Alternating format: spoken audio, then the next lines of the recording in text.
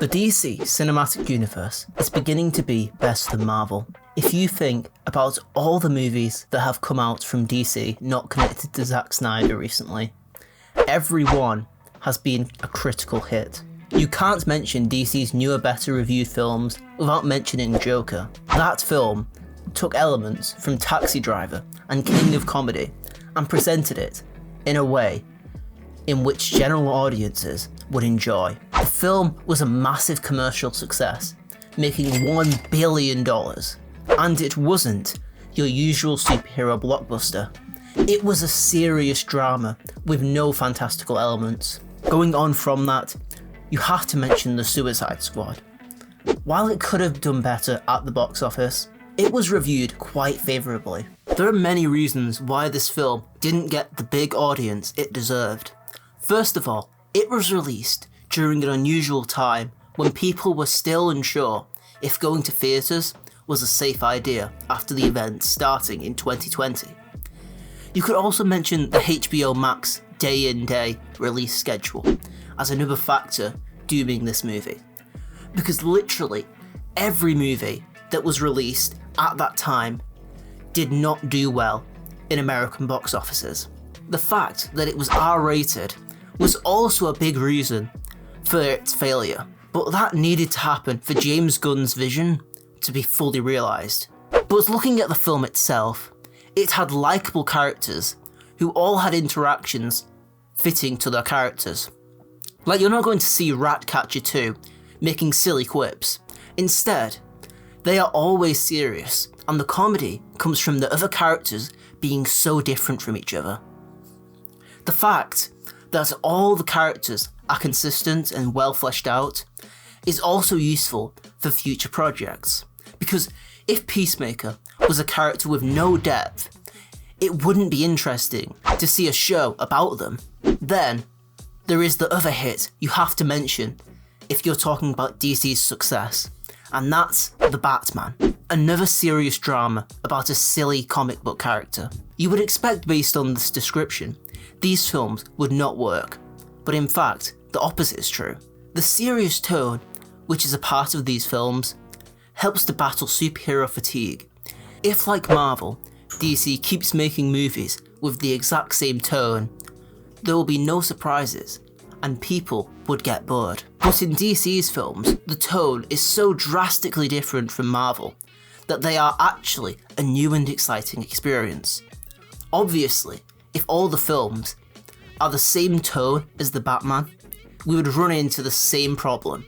Luckily, DC doesn't have this problem. While it does have these more serious films, they also have more light-hearted adventures mixed in, like The Suicide Squad and Shazam. Talking about the movie itself, The Batman, instead of being an Oscar-bait prestige drama, it is a gritty crime noir movie, which makes perfect sense for Batman as a character. The entire idea behind the character is that they are an amazing detective, an aspect that is severely lacking in every adaptation of Batman. But here, there are many scenes where we see Batman actually investigating crime scenes and solving murders. Looking at the future, the nearest movie to release from DC is Black Adam. While this film looks like it has an interesting concept with the whole morally incorrect superhero, the presentation looks incredibly generic. Hopefully, this movie can be saved by the charisma of The Rock. I've seen people who wish that every aspect of these films be connected and have Superman cameos in every film. But I think people need to realise that not every film has to be part of a cinematic universe. If you look at the start of Marvel's franchise, they didn't make Iron Man 1 knowing it would be part of a massive connected universe. The only intention was to make a good film. And this seems to be DC's current format. Simply make great films until they have enough of a catalogue to gain people's trust after the critical failure, which was the Snyderverse. A great example of this format of simply making good films until there is enough success to make a functioning cinematic universe is in the next film to release, Shazam 2. When you think back to the Zack Snyder phase of DC movies, Shazam was one of the only films to be reviewed positively. If Shazam 2 is as good as the first, it could be another film which perfectly exemplifies the way in which DC is fixing the cinematic universe. There is one problem with the future of DC: the Flash movie. Ezra Miller has completely fucked up this movie. There's no other way to say it. Ezra Miller literally going insane didn't really affect the Fantastic Beasts movie, because they were a useless side character. But here, they are the main character. At this point, all they can do is deepfake someone else's face onto Ezra Miller, or release the film as a HBO Max exclusive and never speak of it again. The Flash in Justice League was kind of a forgettable side character in the film. Compared to the arcs of Cyborg and Wonder Woman in the same film, they felt like they didn't have much to do until the ending of the film. Out of all the characters from the Justice League, this was the one I was least excited about, because their character in that film was the most uninteresting to explore deeper.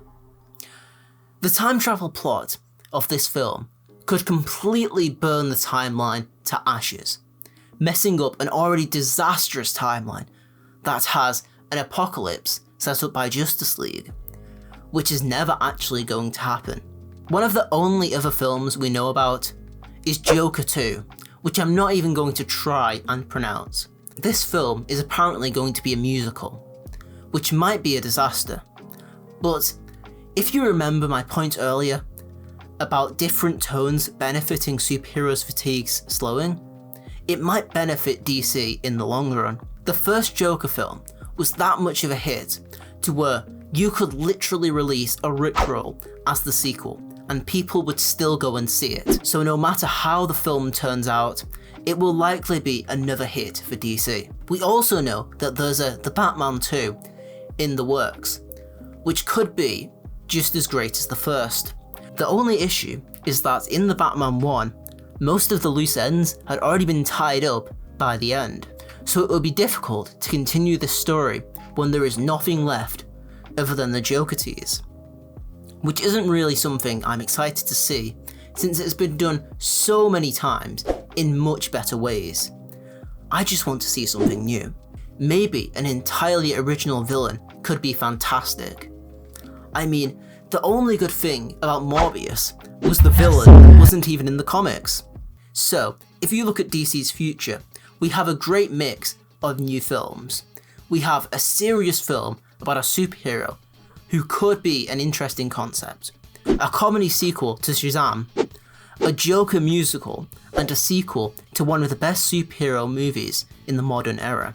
The only thing that the company has to overcome is finding a way to release the Flash movie in a tasteful way.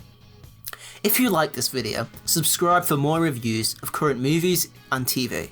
If you'd like to see more analysis of the future of cinematic universes, you should watch this video, where I go through the current plans Marvel has for its multiverse saga. Subscribe to my second channel, TNES Extras, for Let's Plays and other gaming content.